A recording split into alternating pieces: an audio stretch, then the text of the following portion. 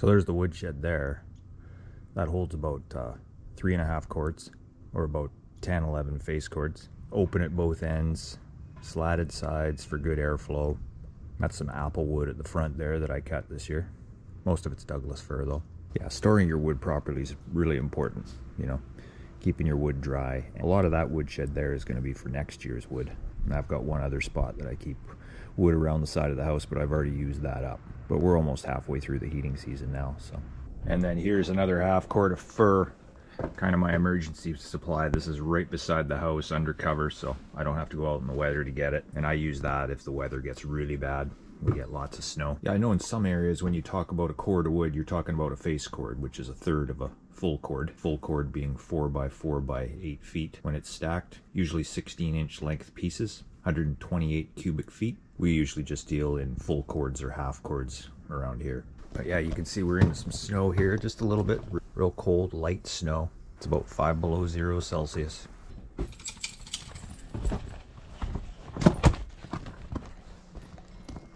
What do you think, Levi?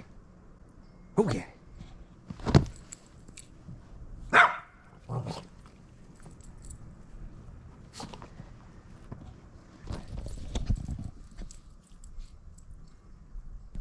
Come here.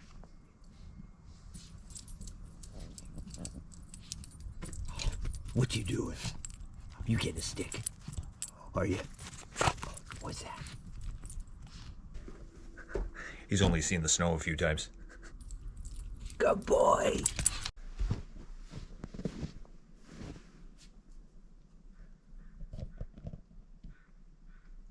Looks like I may dip into that half cord.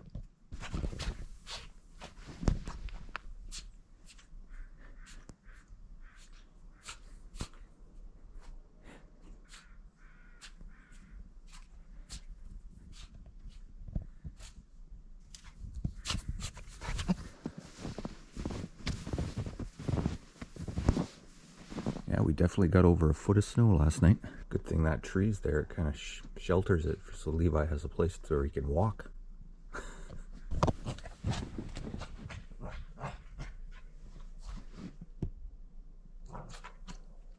Okay, let's go in.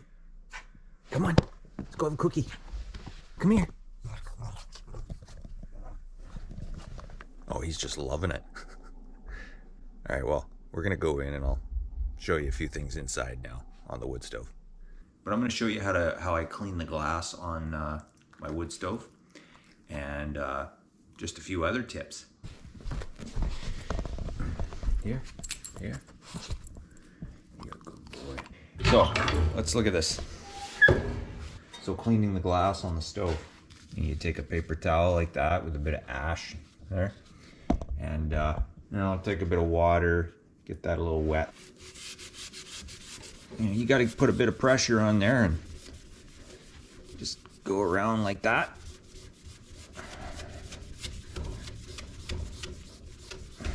You know, that works pretty well. And you just take the clean part of the paper towel after the dry part and just wipe it off.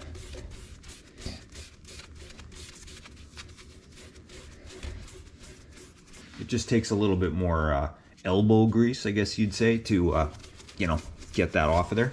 But what I like to do is use a fine steel wool, and you know, you need about half of this much, right? So you just pull that apart, right? And then I just make that into a ball, get it a little bit wet like that. And I've done this for years, used steel wool. It doesn't scratch the glass. Some of you might think, oh no, you can't do that, it might scratch the glass. Well, I've done it on this for years. And I did it on my old wood stove in a different house for years and years, and it works well.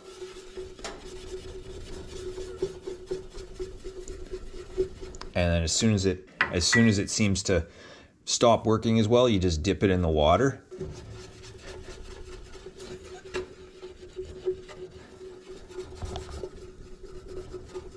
And you can see it takes it off really well.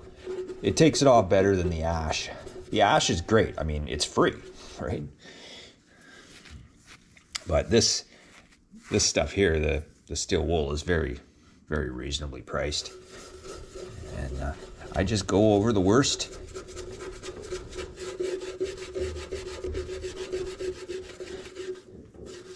And you can see you don't have to work quite as hard as with the ash. I mean, you can also buy the fireplace glass cleaner. It's like a cream cleaner you put on there, and it works too. And then you just take your paper towel or a rag, you know, and then any spots you miss, just get them at the end.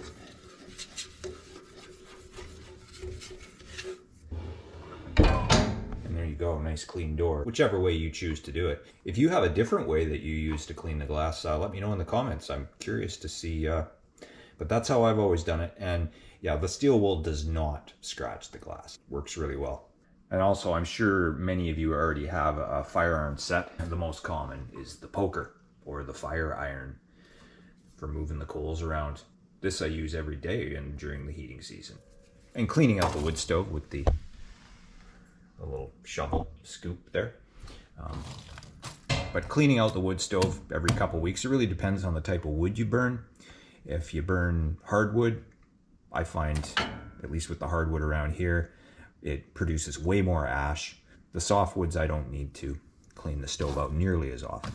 So I guess that's one bonus of burning softwood. We burn mostly Douglas fir, and some people may think that hardwood is much better, but around here, this softwood is great. And, you know, I understand though that, you know, in other areas, the hardwoods are a much better wood to burn. Right, Levi? Eh? Yeah? You think so? I bet you do. Yeah. Oh, you dropped your bone? There you go. You like that one, don't you? That's a Nyla bone, in case anyone's wondering. Bacon flavor. He loves it, and they last forever. Right? Yes. Got your little brush here. And then I guess some of them have tongs, so you can actually pick the pieces up. I'm gonna get this thing going. Now I could get it going with the coals here, but I'm gonna show you how I start the fire when there is no coals. So I just take a few pieces of cedar kindling, lie them in like that. These are pretty big pieces. One of my handy fire starters. I got another video on that if you want to check that out. Really makes a fire log go a long way. Okay, so then I just light that.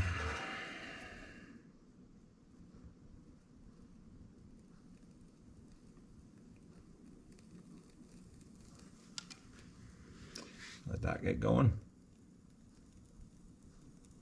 And then just stick that down there and in between.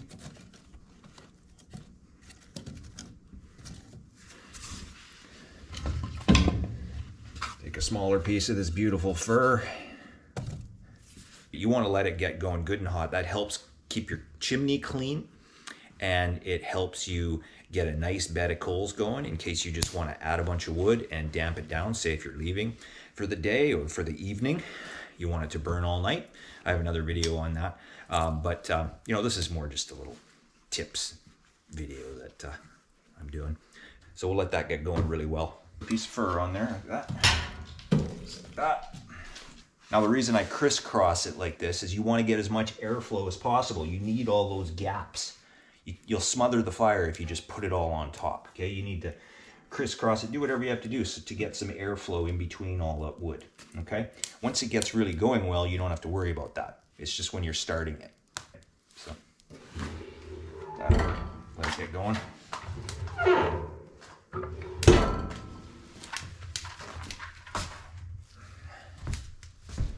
And here's another tip for you. You want to keep your chimney clean. I do this one once a year. When I first got the wood insert, I was burning wood that wasn't totally dry yet, so I did it halfway through the season as well. So I did it first thing in the new year, and quite a bit of creosote actually came out. But now that I've gotten ahead of the game, and I keep a year's supply of wood dry ahead of time, so I always have a year's supply of wood on hand. Just gonna let that burn for a good half an hour and let a good bed of coals get built up, and then I'm gonna add some more wood and damp it down. All right, well, I hope these tips helped you. Thanks for watching. Happy heating. The weather outside is frightful, but the fire is so delightful. And since we no place to go. Let it go, let it go, let it go.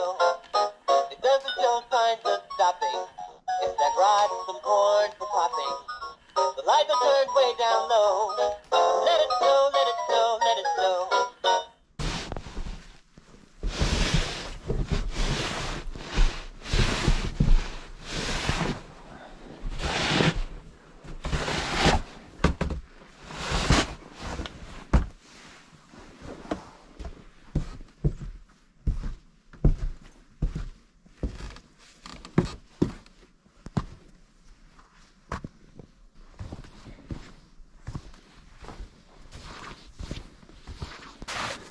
That's just what fell overnight.